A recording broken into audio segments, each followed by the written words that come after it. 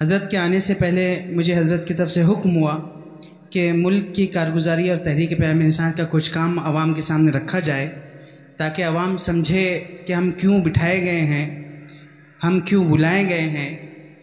یہ جلسے کے بعد کیا ہم کو سننا ہے اور نشستم برستم کے تحت گھر جا کر اپنے اپنے کاموں پہ لگ جانا ہے، یا یہ پروگرام ہم کو دعوت دیتا ہے کہ ہم اٹھیں، ہم اپنی تصویر کو پیش کرنے کا نظام قائم کریں، ہم اپنی تصویر کے ساتھ آقا مدنی محمد عربی صلی اللہ علیہ وسلم کے اوپر اٹھنے والی انگلیوں کو اور نشانوں کو ایسی طرف موڑیں کہ ملک ایسا ملک بنے جس کے بارے میں شاہ محدث دہلوی رحمۃ اللہ علیہ نے فرمایا تھا کہ یہاں پہ ایک دور آئے گا جب پورا ملک پہ الگ قسم کا ایک مذہبی رنگ چڑھے گا، اور اس کے بعد انقلاب آئے گا۔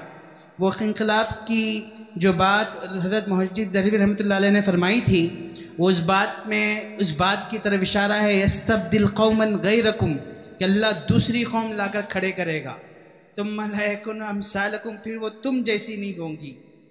ہم کو یہ سوچنے کی ضرورت ہے کہ ہم سسپینڈ تو نہیں ہو رہے ہیں، کہ اللہ ہم کو ہٹانے کے فیصلے تو نہیں کر رہا۔ تاریخ پہ ہم نظر ڈالتے ہیں تو بنی اسرائیل والوں کو کہا گیا تھا کہ جاؤ اور جا کر سامنے ایک قوم سے لڑو، وہ قوم تمہارے سامنے کھڑی ہے، ظالم ہے، جابر ہے۔ انہوں نے اس وقت کہا تھا اذهب انت وربک فقاتلا انا هاهنا قاعدون، جاؤ موسیٰ جاؤ تم لڑو، تمہارا رب جا کر لڑے، تم دونوں جا کر لڑو، ہم یہاں بیٹھے رہیں گے۔ اللہ نے اس قوم کو وادی تہ میں 40 سال بھٹکا کر مارا، اور اس وقت تک نہیں چھوڑا جب تک کہ اوپری نسل ختم نہیں ہوئی۔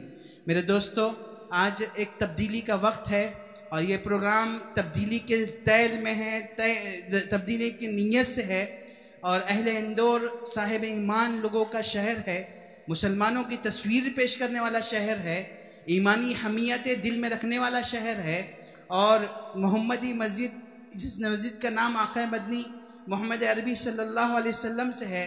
امید ہے کہ یہ پروگرام نہ صرف ایک پروگرام ہوگا بلکہ ایک سنگ میل ہوگا، اور مستقبل میں ہمارے نوجوانوں کو کھڑے کرے گا۔ میرے دوستو، تحریک پیام انسان کے تعارف کے طور پہ میں آپ کو بتاؤں کہ ایسا نہیں تھا کہ حضرت مولانا علی میاں رحمۃ اللہ علیہ، جن کو مفکر اسلام کہا جاتا ہے، انہوں نے بیٹھے بیٹھے اس تحریک کی شروعات کر دی۔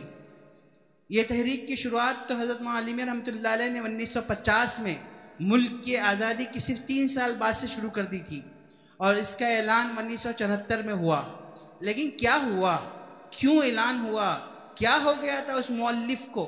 کیا ہو گیا تھا اس ناظم ندوۃ العلماء کو؟ کیا ہو گیا تھا اس مسلم فیصلہ بورڈ کے صدر کو؟ کیا ہو گیا تھا رابطہ ادب اسلامی کے صدر کو؟ اتنی تنظیمات کے بڑے عہدوں پہ بیٹھنے کے بعد اس تحریک کی شروعات کرنے کی ضرورت کیوں پڑی؟ تو میں آپ کو بتاؤں کہ ولی میاں کی نظریں وہ اس دور کو، اس تاریخ کو دیکھ رہی تھی جس کے بارے میں ہم اور آپ نہیں جانتے۔ حضرت مولانا علی میاں اپنے بارے میں فرماتے تھے، میں تاریخ کا ایک طالب علم ہوں، میں نے تاریخ کو اپنے آنکھوں سے دیکھا ہے۔ میں علی میاں کے تعارف میں ایک اور بات بتا دوں کہ علی میاں برما گئے، اور برما والوں سے اس وقت 1965 سے 68 کے درمیان کہا تھا کہ برما والوں، مجھ کو تمہارے بارے میں ڈر ہے کہ تم اپنے آپ کو صحیح اپنے برادران وطن میں پیش نہیں کریں گے تو تمہارے ساتھ ایسے معاملات نہ ہو جو نہ سنے جا سکے نہ جو بولے جا سکے۔ لیکن برما والے جیسے ہم لوگ اپنی مجلسیں میں بیٹھتے ہیں، ایک کان سے سنتے ہیں دوسرے کان سے اڑاتے ہیں، تبرکن مولانا سے جا کے مصافحہ کیا اور سمجھا کہ مولانا بابرکت شخصیت ہے، برکت لینا ہے اور جانا ہے، لیکن ان کے کان پہ جو نہیں رہیں گی۔ لیکن انقلاب آیا، اب برما کے مسلمانوں کے کپڑوں کو کھینچ لیا گیا، اور ان کے بنینوں میں اور انڈرویروں میں ان کو نکال کر پھینک دیا گیا۔ اس کے بعد بھی ان سے کہا گیا تھا کہ اٹھو، سمجھو، دیکھو، اپنا جو کام ہے وہ کرنے کی کوشش کرو، لیکن برما والے پھر سوتے رہے۔ پھر حالیہ دنوں کے انقلاب میں ہم نے دیکھا کہ برما والوں کے اس وقت تو کپڑے اترے تھے، اس وقت ایسا ہوا کہ ان کی ماں کی پیٹ کو چاک کر بچوں کو باہر نکال کر مار دیا گیا۔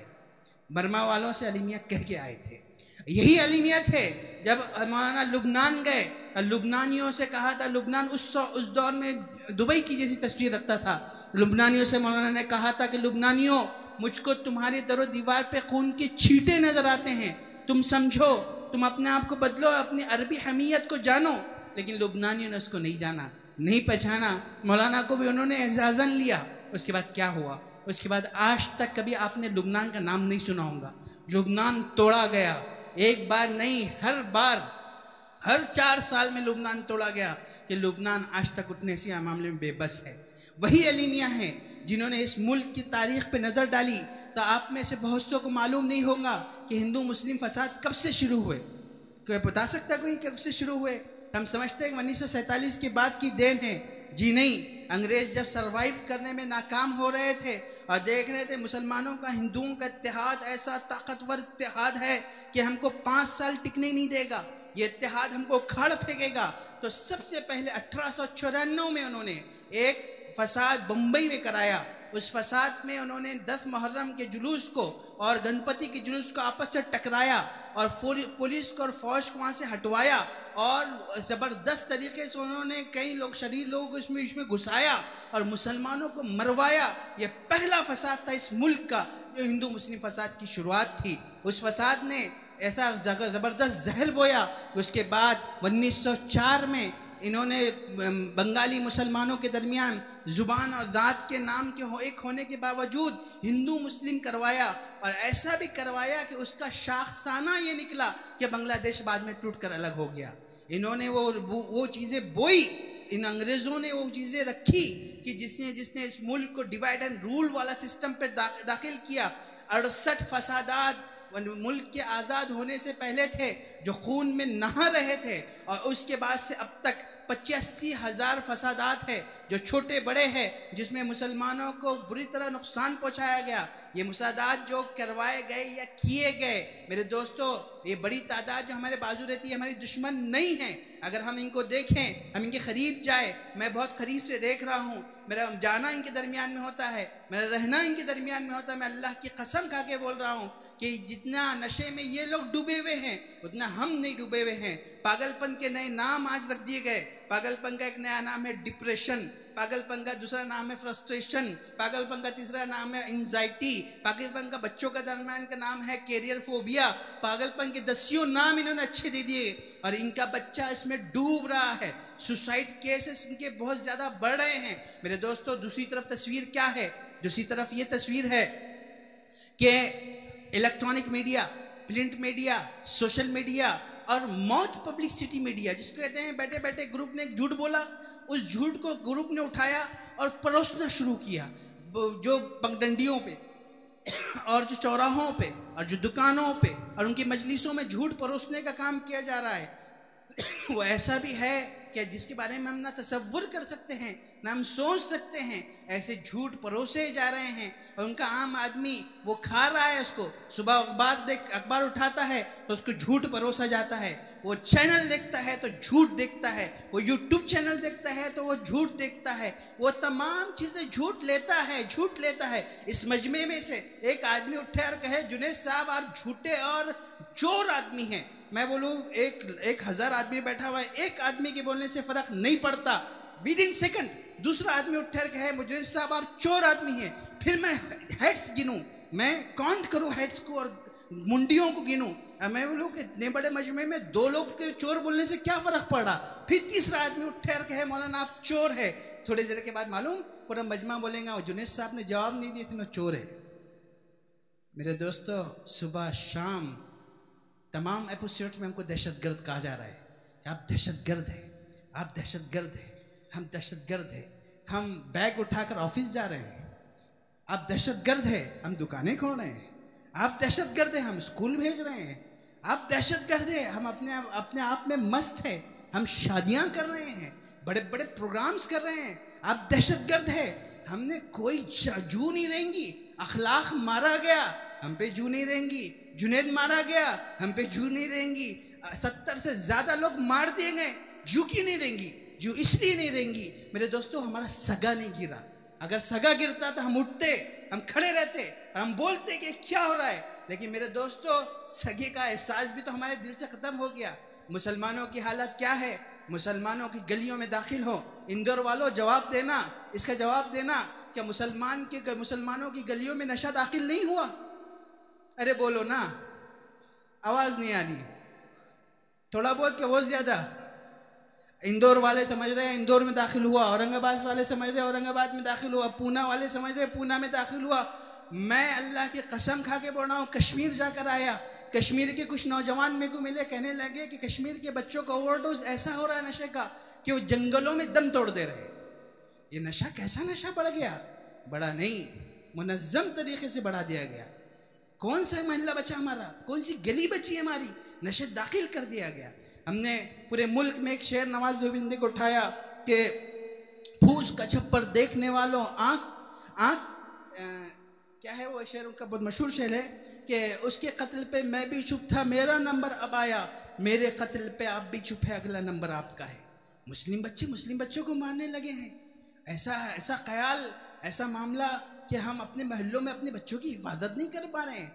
जहाँ तक सूद की बात है, क्या मुस्लिम औरतें सूद से महफूज हैं?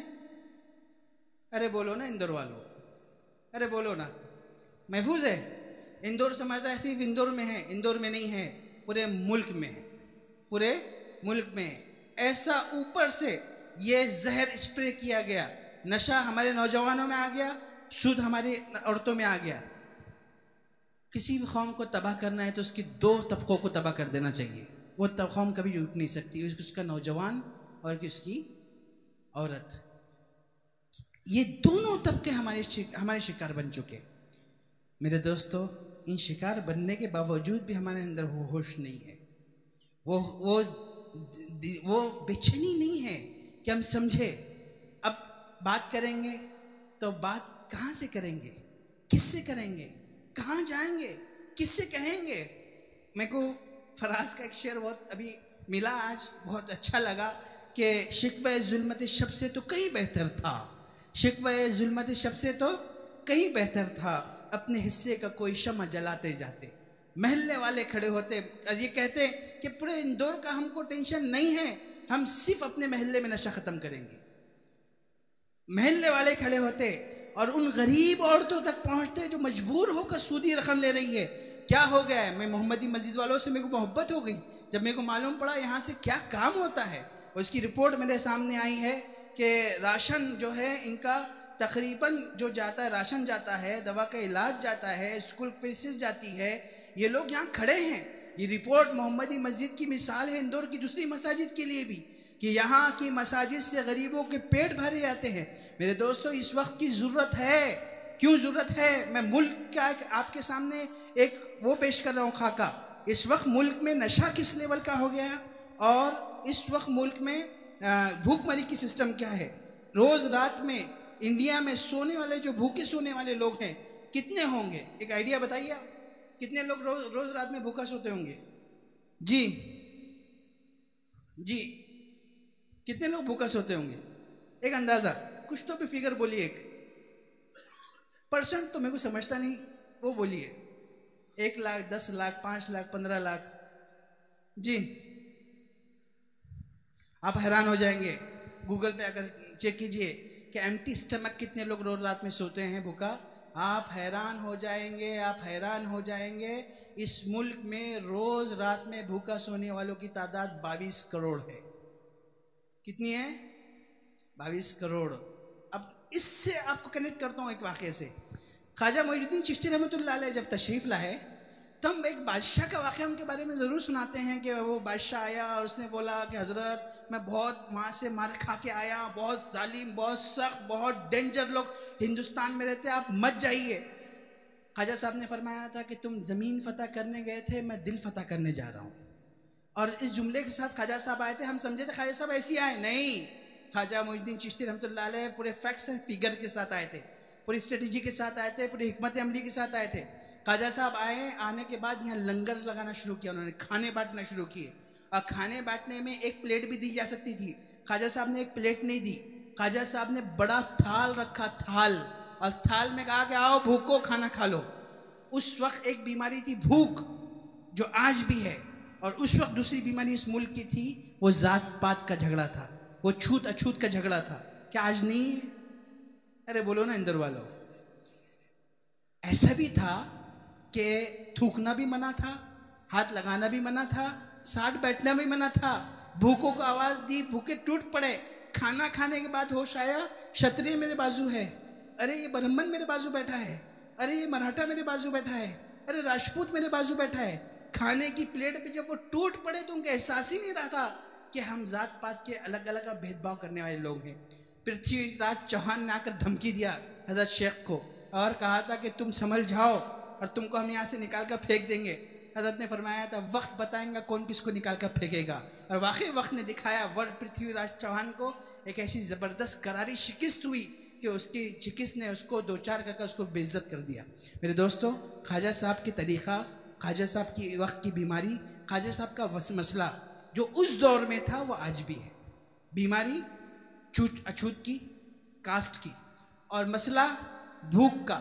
22 کروڑ لوگ 2014 میں یہ ریشو جو تھا ہمارے پاس کا، ہم 55 رینک پہ تھے ہنگر انڈیکس میں پورے انٹرنیشنل لیول پہ دنیا میں. اور اس وقت یہ ریشو گر کر جو گیا، حیرت کی بات ہے 121 میں سے افسوس کی بات ہے 114 114ویں مقام پہ انڈیا جا کر بیٹھ گیا. اس وقت ورسٹ لیول میں انڈیا ہے، جہاں پہ بھوکوں کی تعداد اتنی خطرناک ہے کہ کینسر سے مرنے والوں کی تعداد سال بھر میں انڈیا میں 15 لاکھ ہے، اور بھوک سے مرنے والوں کی تعداد انڈیا میں 29 لاکھ ہے. یہ جو میں آپ کو باتیں بتا رہا ہوں سب کراس چیک کیجئے. ایک ملا آیا تھا، جھوٹ تو نہیں بولا اس نے، گوگل پہ چیک کیجئے. یہ بھوکوں کی سرزمین ہے، خواجہ صاحب کا انتظار کر رہی ہے کہ اٹھے کوئی خواجہ صاحب. تحریک پیام انسان کے بانی کی نظر اس پر بھی تھی. حضرت مولانا علی رحمۃ اللہ علیہ اس کو بھی دیکھ رہے تھے. آئیے دوسرا میں جو فیکٹس ہے فگر کا وہ ہے انڈین گورنمنٹ کی طرف سے دیا گیا، اس سے کہیں زیادہ ہوں گا، یہ بہت احتیاط سے انہوں نے دیا، وہ بھی آپ کے سامنے رکھ دوں کہ روز رات میں گانجا استعمال کرنے والے انڈیا میں 3 کروڑ 10 لاکھ لوگ ہیں. بھانگ پینے والے 40 لاکھ لوگ ہیں. چرس پینے والے 50 لاکھ لوگ ہیں. افیون کا استعمال کرنے والے 2 کروڑ 30 لاکھ لوگ ہیں. ہیروین کا استعمال کرنے والے 63 لاکھ لوگ ہیں.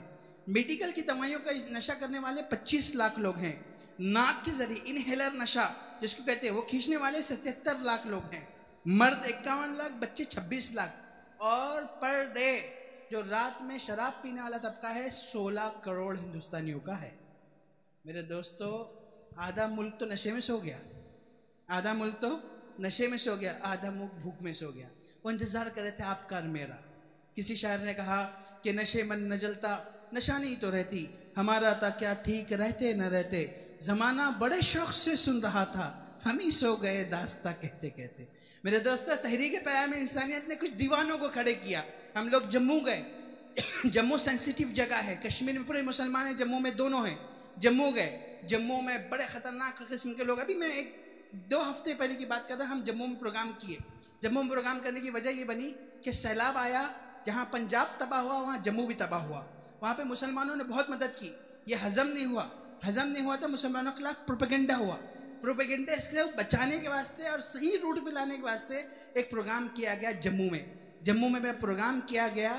وہاں کا انٹلیکچوئل طبقہ، وہاں کا اہم طبقہ اور وہاں کا بہت آگے والا طبقہ، ہندوؤں کا، سکھوں کا، جینوں کا، برہمنوں کا، سب آ کر بیٹھا. ایک ٹیبل پہ ہم لوگ ڈائلاگ کرتے ہیں، اور جب ہم نے بات کی اور بات ہم نے رکھی اور کردار رکھا، کام رکھا، ایک طرف بات رکھی، ایک طرف بات کے خلاصے رکھے، اور as a human, as a مانوتا کے سندیش کے طور پہ ہم نے ان کے سامنے بات کی. میرے دوستو، انسانیت کی جب ہم نے بات کی اور پروگرام ختم ہوا، 2 گھنٹے کے پروگرام کے بعد ہمارے ذہن میں تک لوگ اٹھ کر بھاگنا شروع کریں گے. 1 گھنٹے تک وہ کریم طبقہ ہمارے ساتھ بیٹھا پروگرام کے بعد، اور انہوں نے بولا کہ ہم کو ایک بات سمجھائیے کہ آپ کون سے والے مسلمان ہیں، میڈیا میں جو دکھاتے وہ مسلمان ہیں یا آپ کچھ الگ ہے. وہ سوال پوچھنے پہ حیرت ہوئی، اور ہم لوگوں نے کہا کہ مسلمان تو ایک ہی ہے، میڈیا تو جھوٹ بولتا ہے. بحث کی اس میں کسی نے کہ میڈیا کیوں جھوٹ بولتا ہے. کچھ دلیلیں دی گئی، کچھ بات کی گئی کہ چورن تو وہی بیچا جاتا جس پہ دھندا ہوتا ہے. بھیا مارکیٹ کا دھندا مسلمانوں کے خلاف اس پہ ہے کہ ہم اگر مسلمانوں کے خلاف بات نہیں کریں گے تو ہماری حکومتیں چن کر نہیں آئیں گے، ہمارا دھندا نہیں چلے گا، مارکیٹ نہیں چلے گا. یہ تو ہمارے اس وقت ہماری عزتیں، ہمارا نام لوگوں کی حکومتوں کے بننے کا ذریعہ ہے. جب باتیں سامنے آئیں، ان لوگوں نے کہا کہ ہم فلاں تنظیم سے جڑے تھے، ہم فلاں تنظیم سے جڑے تھے، ہم بہت آنیسٹ تھے، بہت ایماندار تھے، ہم ان کے ساتھ 20 سال سے جڑے تھے. آپ جیسا ہم نے نہیں دیکھا. میں صرف وہاں کی بات نہیں کر رہا، میں کیرلا گیا، کیرلا میں کالی کٹ میں ہمارا پروگرام ہوا، کالی کٹ میں ہم نے پروگرام کیا کالی کٹ ڈرگس فری کالی کٹ، ڈرگس فری کالی کٹ اس لیے کیا کہ پورے کیرلا بہت پریشان ہے نشے سے. تو وہاں کا ایک کیڈر کا آدمی آ کھڑے رکھ بولنے لگا کہ آپ کو معلوم ہمارے پاس آئی پی ایس کیڈر نے، یعنی جو کمشنر ہے، جو ایس پی ہے، اس لیول کی کیڈر نے پچھلے 3 سال میں 83 لوگوں نے اپنی سروس ریوالور سے خود کو گولی مار کے شوٹ کیا. میرے دوستو، ان کا نہ اوپر کا طبقہ سکون میں ہے، نہ ان کا نیچے کا طبقہ سکون میں، وہ آپ کے اور میرے انتظار میں ہے.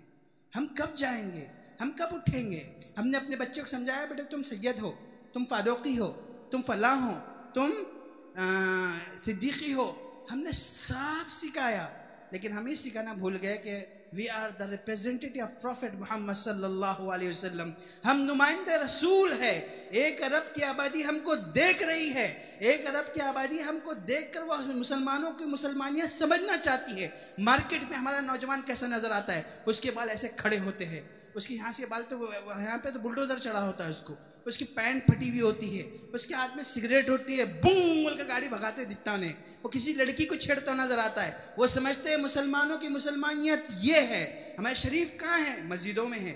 ہمارے شریف کہاں ہے؟ تو شریف ماں باپ بولتے بیٹے تم گھر میں رہو، بگڑ جائیں گے باہر گئے تھے.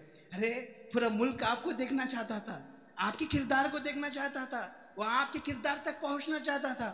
لیکن میرے دوستو، ہم نے اپنی کردار بتانے میں جو کمی کی، اس کا خمیازہ ہم کو یہ بھگتنا پڑا کہ اس وقت غلط فہمیوں کے پرندے ہیں. آئیے میں آپ کو سیرت پاک کے واقعے کی طرف لے کے چلتا ہوں اور پیام انسانیت کو کنیکٹ کرنے کی کوشش کرتا ہوں کہ طفیل دوسی قبیلہ دوس سے آئے، اور قبیلہ دوس سے جب آئے تو اس وقت کا میڈیا الرٹ تھا، اس وقت کا میڈیا ایکٹیو تھا. اس نے کہا کہ جو لوگ آئیں گے ہم ان کے سامنے رکھیں گے کہ نعوذ باللہ محمد جادوگر ہے، ان سے مت ملنا صلی اللہ علیہ وسلم. تو فیلت دوسی داخل ہوئے تو وہاں کے میڈیا نے کام کرنا شروع کیا. کسی نے کہا کہ محمد جادوگر ہے مت ملنا، جادوگر ہے مت سننا، جادوگر ہے مت دیکھنا، جادوگر ہے مت رہنا. اتنا کہا کہ طفیلت دوسی کہتے ہیں کہ میں نے کپاس، روئی، کاٹن اپنے کان میں ڈال لیا اور کہا کہ اگر محمد عربی صلی اللہ علیہ وسلم آئیں گے تو میں ان کو سنوں گا نہیں، میں ان کو دیکھوں گا نہیں. لیکن میرے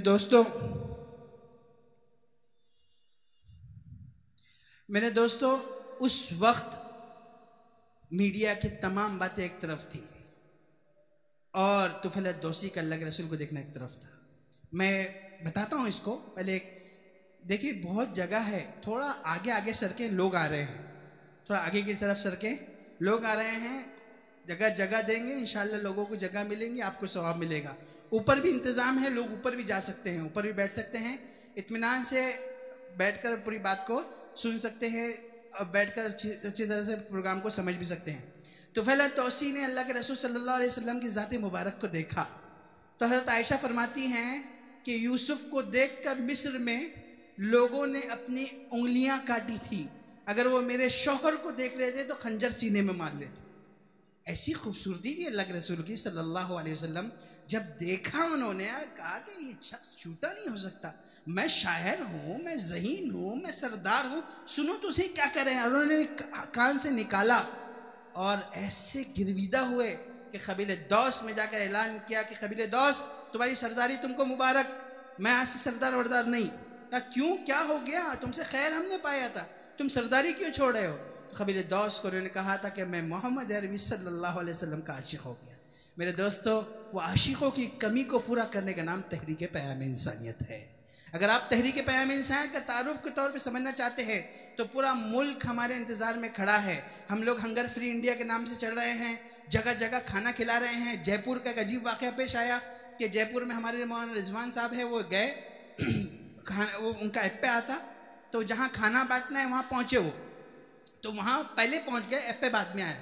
جیسے ان کو دیکھے داڑھی ٹوپی میں تو فلاں نعرے لگانے لگے، جے جے جے جے جے جے بول کے نعرے لگانے لگے. تو انہوں نے بولے ارے اپنے یہاں کھانا بانٹنے آئے، یہ لوگ نعرے لگا رہے ہیں، اب تھوڑی دیر میں ماریں گے اپنے کو.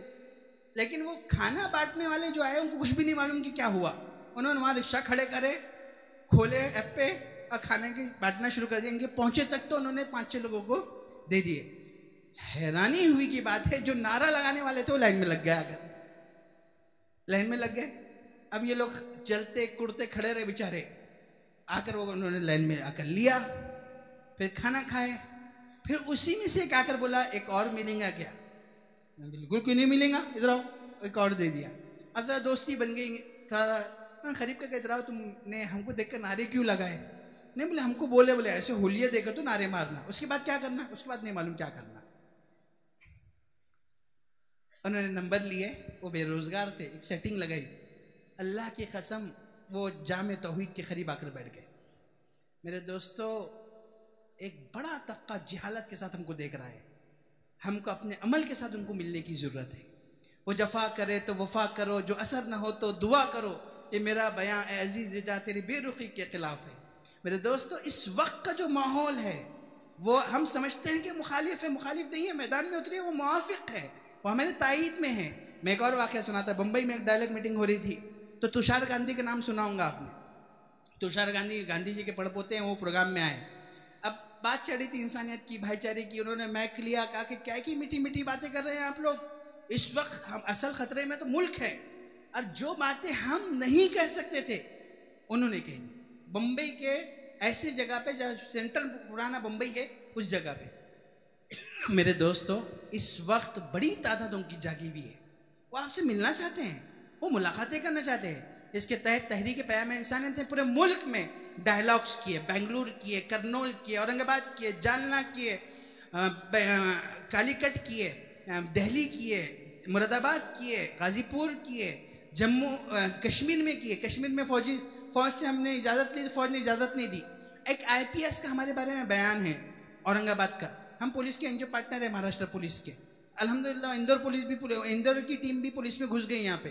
پہلے بڑے لوگ یہاں کے سہمے کے یار پولیس سے کیسے بات کرنا، پولیس والوں جا کر بولے کہ ہم اندور ڈرگس فری کرنا چاہتے ہیں، پولیس والوں نے استقبال کیا، واہ واہ کیا بات ہے، آ جاؤ تم ہی کر سکتے، اور ان لوگوں نے ہمارے ساتھ پروگرام کرنا شروع کیے۔ میرے دوستوں، ہم پولیس کو بھی مجرم سمجھتے ہیں، ایسا نہیں ہے، ہم نہیں پہنچ رہے ہیں، ہم ان تک بات نہیں پہنچا رہے ہیں، ہم ان کو نہیں سمجھا رہے ہیں کہ ہم کون ہیں۔ اگر ہم سمجھائیں گے تو ملک کے نقشے کی تبدیلی ہم دیکھیں گے۔ پورے ملک میں ہنگر فری انڈیا سے، اڑیسہ میں ہمارے گروپ کھانا بانٹ رہا تھا رات میں برہمپور میں، اڑیسہ میں مسلمان صرف 2.5% ہے، اور مسلمانوں کی تعداد اتنی کم ہونے کے بعد وہاں پہ کھانا بانٹتے ہوئے ہمارا جب گروپ گزرا اور جب گیا تو میرے دوستو وہاں پہ پولیس والوں نے رات میں ہمارے گروپ کو پکڑا، کہا کہ کھانا کیا کر رہے ہو، کیا بانٹ رہے ہو؟ انہوں نے کہا کہ ہم کھانا بانٹ رہے ہیں۔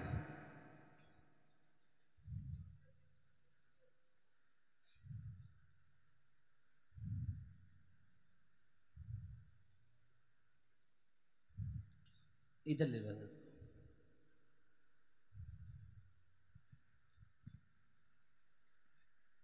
انہوں نے کہا ہم کھانا بانٹ رہے ہیں، پولیس والوں نے بولا کھانا چکاؤ، کھانا چکایا گیا۔ تو آپ حیران ہو جائیں گے، روز 20 پیکٹ ہمارے غریبوں کو دیے جاتے تھے، پولیس والوں نے بولے ہمارے 5 پیکٹ الگ رکھو، کیوں؟ رات میں پیٹرولنگ کرتے کھانے کچھ بھی نہیں ملتا، تم ہم کو دیا کرو۔ اب یہ ہو گیا اڑیسہ میں جہاں 2.5% مسلمان ہیں، پولیس فون کرتی ہے، ارے بھائی کدھر ہے تم؟ وہ برج کے نیچے خاندان بھوکا پڑا ہوا ہے، ادھر وہاں پہنچاؤ نا کھانا۔ میرے دوستو، خیر کے ہم کو ایسے مثال بننے کی ضرورت ہے کہ شہر کے شہر الحمدللہ اس طرف متوجہ ہو رہے ہیں، اور پورے ملک میں ایک مثبت ہوا ہے۔ مسلمانوں میں عام طور سے منفی سوچ پیدا ہوتی ہے کہ اب کیا ہوگا، زمین نیچے تو نکل رہی ہے، آسمان ٹوٹ رہا ہے، بادل پھٹ رہے ہیں، حالت خراب ہے، نہ بادل پھٹ رہے ہیں، نہ آسمان ٹوٹ رہا ہے، نہ زمین نکل رہی ہے۔ صحیح دیکھا جائے تو ہم اپنے کردار کے اعتبار سے کہیں نہ کہیں رکے ہوئے ہیں۔ حضرت والا تشریف لا چکے ہیں، کیا پورا مجمع انشاءاللہ تحریک پیام انسانیت کی کام کرنے کے تیار ہے انشاءاللہ؟ ہاتھ اٹھا کر بتائیں، انشاءاللہ کریں گے سب۔ اللہ پاک آپ لوگوں کو جزائے خیر دیں۔ دیکھیے حضرت کے سامنے 2 باتیں ہیں ابھی، جو ایک تو محمدی مسجد کے جو ذمہ داران ہیں وہ حضرت والا کے آمد پہ بہت مسرور ہیں، خوش ہیں، وہ حضرت والا کا شال کے ذریعے استقبال کرنا چاہتے ہیں۔ میں محمدی مسجد کے ذمہ داران